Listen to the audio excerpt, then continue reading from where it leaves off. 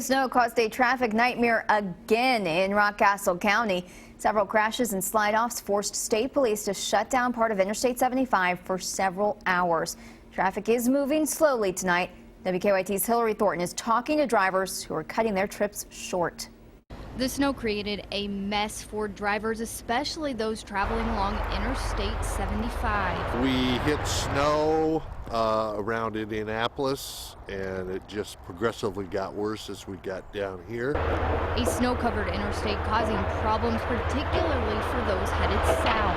Everything else was a snow squall coming down here today, and we went through 3 or 4 of them, but this is the real stuff. Then making their way into Rockcastle County, learning the southbound lanes were shut down. It wasn't good. It wasn't good. We'd already passed a few spin-offs off the road. Multiple crashes near the Renfro Valley exit, closing a portion of the interstate for several hours. We sat in traffic for well over an hour.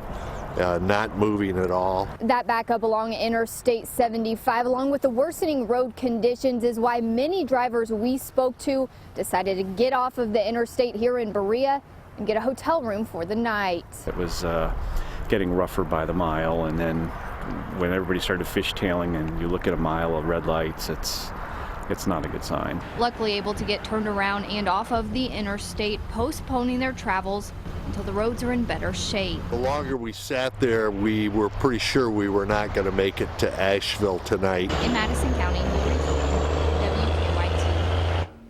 After crews cleared those crashes in Rockcastle County, state police had to deal with several crashes on I-75 in Madison County.